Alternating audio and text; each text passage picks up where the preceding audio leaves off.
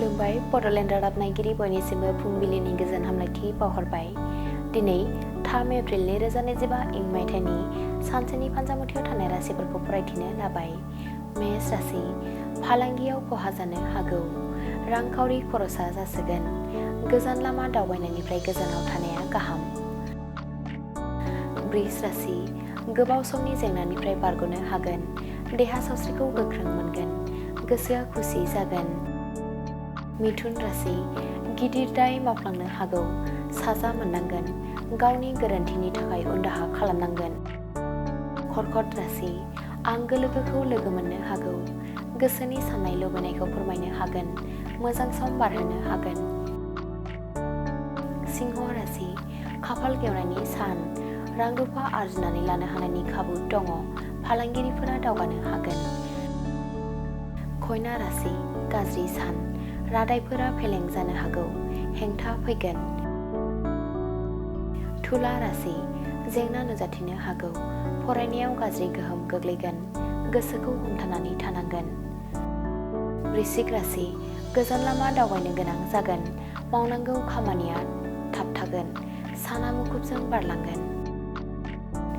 धनु राशि गोसोखौ गोख्रोंसिन मोनगोन, खामानि मावनो गोहो बोलो फैगोन, सानखौ मोजाङै बारहोनो हागोन।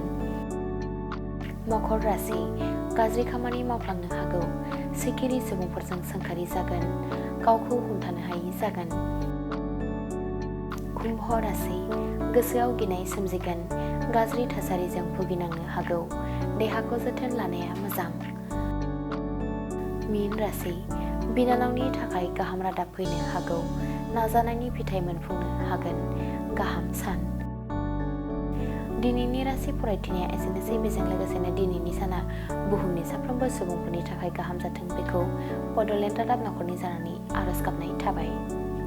थाखो 5 आरो मेट्रिक आनजाद उथ्रिसार जागोन फरायसाफोरनि थाखाय गोजोनथाव रादाब। गोनांथि आरो मोजां खाबुफोरखौ लानानै गुन गोनां सोलोंथाइ होनो नोंथांमोनखौ नेनानै दङ बड'लेण्ड स्टार एकाडेमि क'क्राझारआ। 2024 इं मायथाइयाव क'क्राझार थिथागुरि समबाय मावख'नि साखाथियाव गोदानै गायसनजानाय बड'लेण्ड स्टार एकाडेमि क'क्राझाराव 2025-2026 सोलोंथाइ बोसोरनि गोदानै मुं थिसननाया सोलिगासिनो दङ। बड'लेण्ड स्टार एकाडेमियाव 6 थाखोनिफ्राय 9 थाखोसिमनि फरायसाफोरा बर' बिजोङाव आरो 11 थाखोनिफ्राय 12 थाखोसिमनि फरायसाफोरा बर' बिजों आरो इंराजि बिजोङाव मुं थिसननो हागोन। बेनि थाखाय आर'ज बिलाइ आरो पान्डुलिपि बिलाइगासिनो दङ। 11 थाखोनिफ्राय 12 थाखोसिमनि फरायसाफोरनि थाखाय आखा-फाखा आरो रोंगौथि गोनां फोरोंगिरिफोरखौ लानानै साइन्स, कमार्स एन्ड आर्टस मोनथाम स्ट्रिमनि सायाव फरायसाफोरखौ गुन गोनां सोलोंथाइ होनानै बायदि बिथिंजों सोरगिदिं जौगाखांनाय लाबोनो साखाफारा क'क्राझारनि थिथागुरियाव थानाय बड'लेण्ड स्टार एकाडेमिया।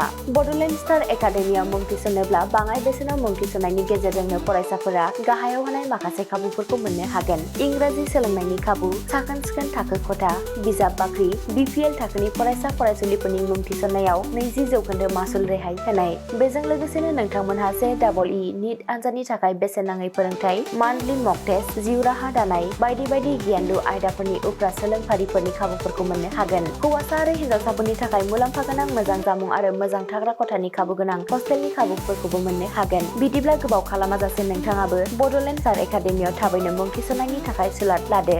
आबुङै मिथिनो थाखाय जानबुं अनजिमा 6000349997 एबा 7638008149 एबा 6003494371 आव फोनांजाब खालामदो।